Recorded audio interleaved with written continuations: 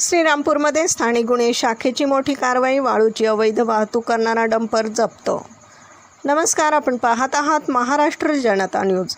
अहिल्यानगर जिल्ह्यात अवैध वाळू उपसा आणि वाहतूक करणाऱ्यांविरोधात स्थानिक गुन्हे शाखेने धडक कारवाई केली आहे।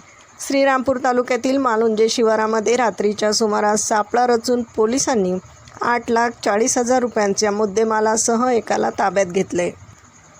पोलीस अधीक्षक मुमक्का सुदर्शन यांच्या आदेशानुसार स्थानिक गुन्हे शाखेचे पथक श्रीरामपूर भागात पेट्रोलिंग करत होते। दरम्यान प्रवरा नदी पात्रातून एका डंपरमधून वाळूची चोरटी वाहतूक होत असल्याची गुप्त माहिती पोलिसांना मिळाली।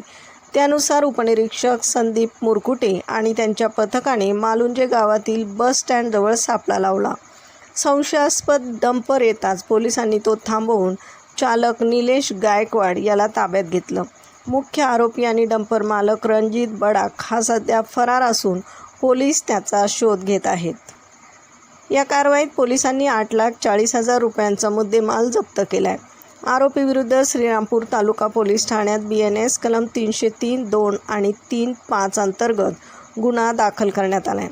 सदरची कारवाई पोलीस अधीक्षक मुमक्का सुदर्शन यांच्या आदेशान्वये पोलीस निरीक्षक किरण कुमार कबाडी यांच्या मार्गदर्शनाखाली स्थानिक गुन्हे शाखेचे संदीप मुरकुटे, रिचर्ड गायकवाड, भगवान थोरात, रमेश राजा आत्तार, विशाल तनपुरे यांच्या पथकाने केली आहे।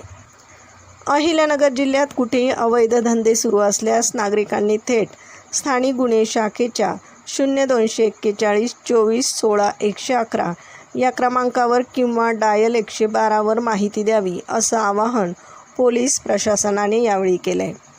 प्रतिनिधीसह महाराष्ट्र जनता न्यूज, अहिल्यानगर। महाराष्ट्राचा बुलंद आवाज, क्षणोक्षणी अपडेट, सत्याचा निर्भीड शोध। राजकारण असो वा समाजकारण, शेती असो वा सामान्य माणसाचे प्रश्न, वा असो क्राईम रिपोर्ट, प्रत्येक बातमीचा अचूक वेध, ताज्या बातम्या आपल्यासाठी। पाहत रहा महाराष्ट्र जनता न्यूज। महाराष्ट्र जनता न्यूज नंबर 1 चॅनल।